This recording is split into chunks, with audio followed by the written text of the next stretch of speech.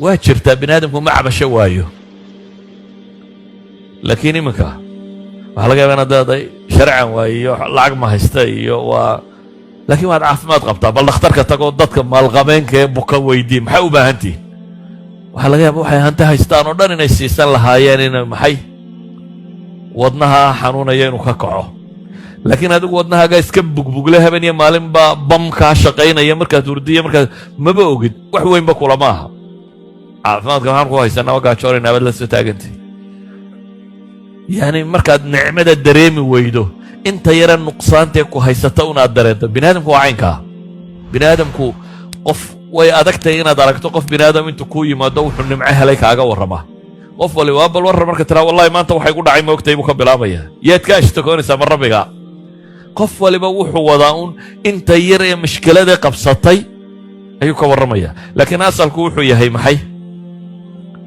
nicmadaa badan ee ilaahayna siiyey inaynu ka mahadnaqo. marka waxa weeyaan salaadda markaad tukatay waxaad leedahay ilaahayow wixii aad xaq iga mudnayd xaqa tuqaatihi lama imanin, intaasaan la imay ilaahu dembigayga dhaaf baad leedahay.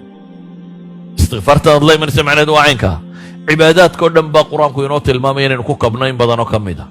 مثلا ثم أفيضوا من حيث أفاض الناس واستغفروا الله إن الله غفور رحيم. عرفة ومالمه ugu khayr badnaaya oo maantoo dhan dadku waa bannaan taagnaayo ilaahay baryayey ayaa ilaahay wuxuu yidhi markaa carafa ka soo dareertaanna halka dadku ka soo dareeraya ka soo dareera dabeetana wastakfiru llaha istikfaarna ku dara baa la leeyahy. ayuha alaxiba, ilaahay qur-aanka wuxuu tilmaamayaa dadka saalixiinta ah kaanuu qaliilan min alleyli maa yahjacuun baa ilahay yidhi. habeenkii in yar bay seexdaan baa la yidhi. dad saalixiin oo ilaahay ka warramo jannada cuyuunteeda iyo nicmadeeda haystaa.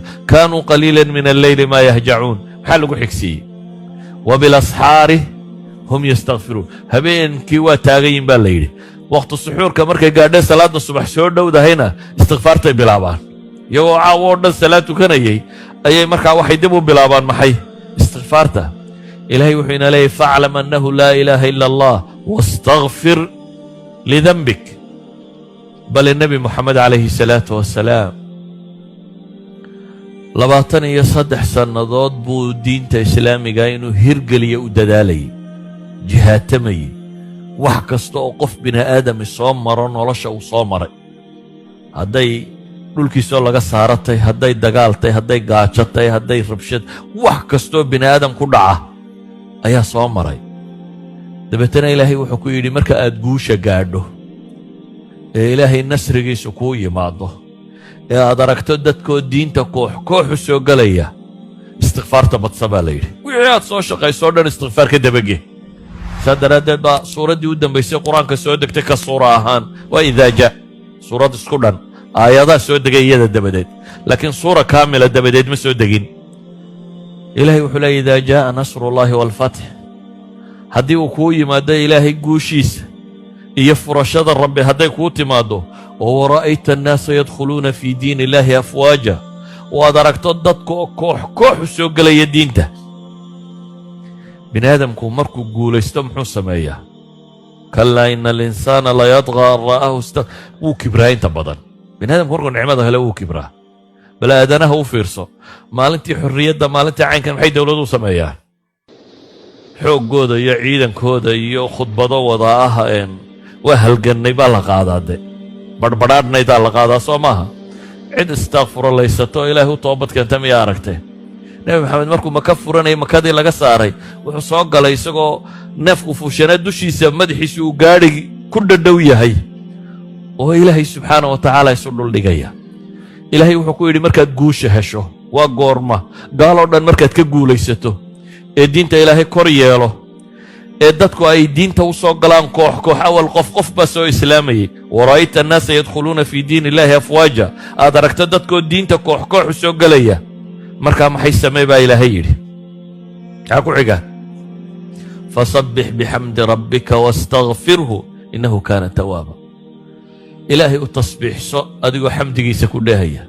subxaana allaahi waa nafyi, waa ilaahay oo aad xumaa ka hufayso. alxamdu lilaahi waa ammaan, waa ilaahay oo aad ammaan oo dhan u sugayso. istikfaarkuna waa adigoo dacfigaaga sheeganaya. idan ammaan halkii u dambaysay weeyaan ilaahay waxaanu cuntaminna inaad naqaa'is oo dhan ka reebtid maxaamidda kamaal oo dhanna aad u nisbaysid kadibna aad dacfigaaga qiratid oo tidhahdid anna waa toobad keenaya anna waa istikfaarsanaya oo waa toobad keenaya saasaa nabigii la faray calayhi salaatu wasalaam walidaalika markay suuraddani ku soo degtay kadib wuxuu odhan jiray subxaanaka allahuma rabbana wabixamdik allahuma akfir lii ayuu rukuucda iyo sujuudda iyo odhan jiray nebigu calayhi salaatu wasalaam idan ayuha alaxiba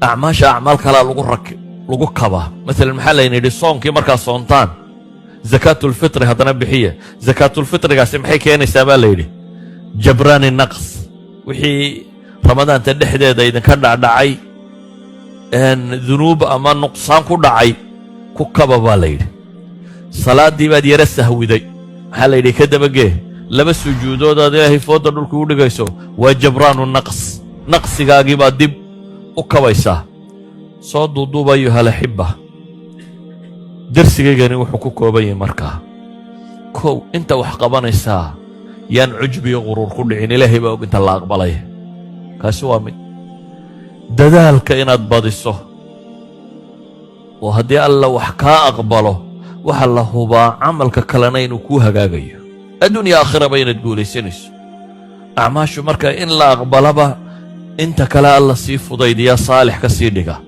se waxaynu u baahannahay laba halba inaynu ku dadaallo kow qadiyatulcilmi inaynu ku dadaallo waxa waxayna kaga asaxayaa waa dhib 40 sannadood inaad tukanaysay ilaa haddana aanaad aqoonin salaaddu maxay ku burtaa ama maxaa lagu aqbalaa aad garan waa dhib mas'alatilcilmi camalkaad samaynayso inaad isku dayda aqoon inaad u yeelato ka labaadna waa maxay waxyaabaha camalka ama buriya ama nuqsaamiya ama u diida in la aqbalo inaad ka jafi kartid isku daydo intaad ka jafi kartidba inaad ka jaftid ka saddexaadna istikfaarta iyo tawaaduca iyo rabbi isu dhuldhiggiisa inaad badsatid ilaahay waxaan ka baryaynaa subxaana wa tacaala intaynu la nimiin alla inaga aqbalo acmaasheennu cinda allaahi tii maqbuula in alla ka yeelo waxaa acmaasha burinaya in ilaahay subxaana wa tacaala inaga faydo qalbigeenna in ilaahay subxaana wa tacaala nadiifiyo saafi ka yeelo